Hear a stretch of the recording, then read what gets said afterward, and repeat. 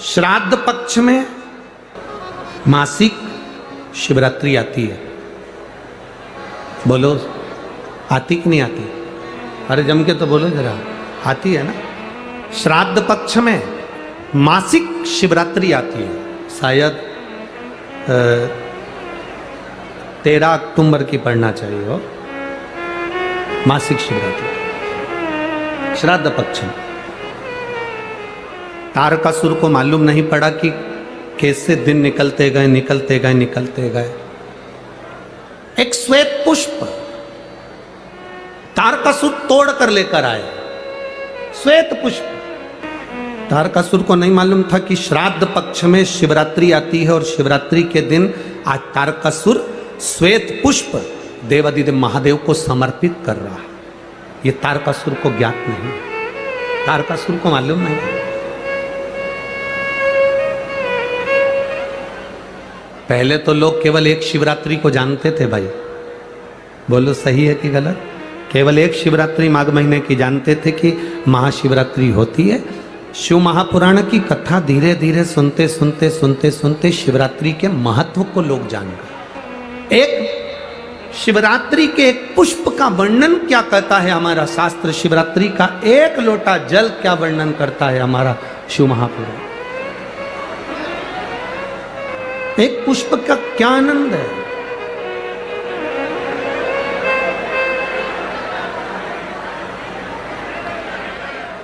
एक पुष्प का क्या रस तत्व है, शिव महापुराण की कथा वर्णन करती है।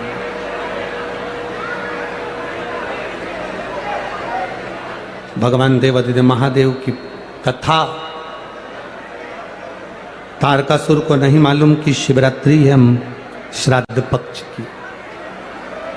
उसके स्मरण में नहीं आ पाया कि ये श्राद्ध पक्ष की शिवरात्रि है। उसके स्मरण में नहीं आया कि ये शिवरात्रि कितनी मूल होती है, कितनी महत्ववान। इस शिवरात्रि की कितनी महत्वता होती है। शिव महापुराण की कथा कहती है भाई, श्राद्ध पक्ष में पड़ने वाली शिवरात्रि का स्मरण जरूर करिएगा।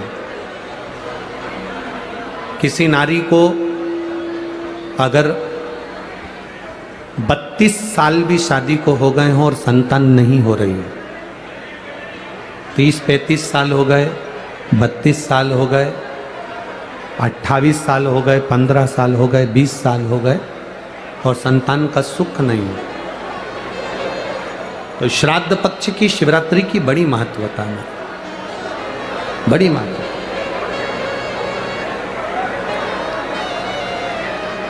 तो शिवरात्रि का बड़ा महत्व है।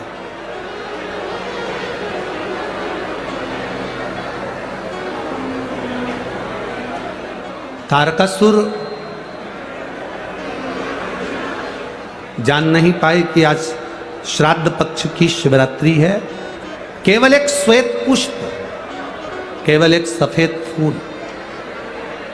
तारकासुर ने लेकर आए और बाबा देवादिदेव महादेव का जो स्वरूप था, भगवान शंकर का जो स्वरूप था, उस स्वरूप पर देवादिदेव महादेव ने शिव जी के चरणों में एक पुष्प समर्पित कर दिया। एक सफेद पुष्प, एक श्वेत पुष्प देवादिदेव महादेव को समर्पित कर, भगवान शंकर को समर्पित किया।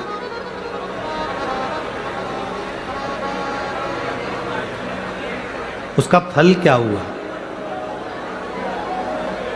आप लोग भी निवेदन है, प्रयास करना, पहले देख लेना। शायद हमारे हिसाब से तो 13 अक्टूबर को शिवरात्रि होना चाहिए। और भी आपके यहाँ के विद्वज्जन पंडित जन से पूछ लेना, नहीं तो पंचांग में या कैलेंडर में देख लेना कि अक्टूबर की श्राद्ध पक्ष की शिवरात्रि कब की है।